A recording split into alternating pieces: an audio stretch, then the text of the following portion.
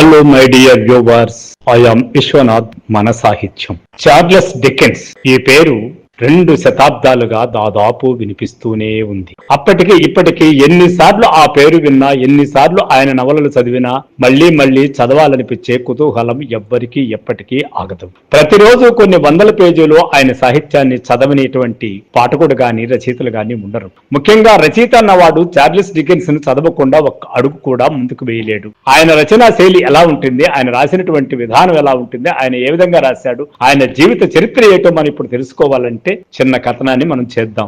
రోజుకు కేవలం 5 గంటలు మాత్రమే రాసిన మనిషి 200 ఏళ్లుగా ప్రపంచాన్ని చదివిస్తున్నాడు. లండన్ వీధుల్లో పొగమంచు చేరినట్టు చార్లెస్ డికెన్స్ జీవితం కూడా చీకటిలో మొదలై కాంతిలో ముగిసిన ఒక సుదీర్ఘ ట్రాకింగ్ షాట్. ఆయన మేధస్సు వెనుక సీక్రెట్ ఎంత రాశాడన్నది కాదు, ఎలా రాశాడన్నది. ఉదయం 9 నుంచి మధ్యాహ్నం 2 వరకు ఒక ఖచ్చితమైన 5 గంటలు ఆయన రాసేవారు కాదు. ఆ గంటలే ఆయన రాయించేవి. ఆ 5 గంటల్లో పుట్టిందే 28 పుస్తకాలు, 200లకు పైగా ఎస్సేలు, శతాబ్దాలను దాటి నడిచే కథల లోకంలా మానవత్వాన్ని మళ్లీ రాసిన ఒక గొప్ప ప్రపంచం. ఒక పిల్లవాడి బాధను ప్రపంచ సాహిత్యంగా మార్చిన కథ.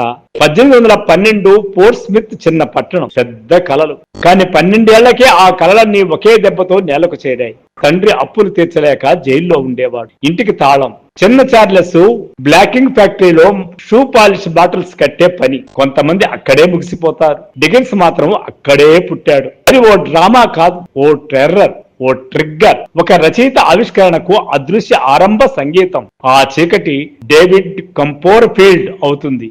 ఆ బాధ ఒలివర్ ట్విస్ట్ అవుతుంది. ఆ కోపం హార్డ్ టైమ్స్ అవుతుంది. ఓ పత్రికా రిపోర్టర్ దేశం చదివే కథల దర్శకుడయ్యాడు అంటే ఊరిక ఆషామాషిగా అయిపోయలేదు.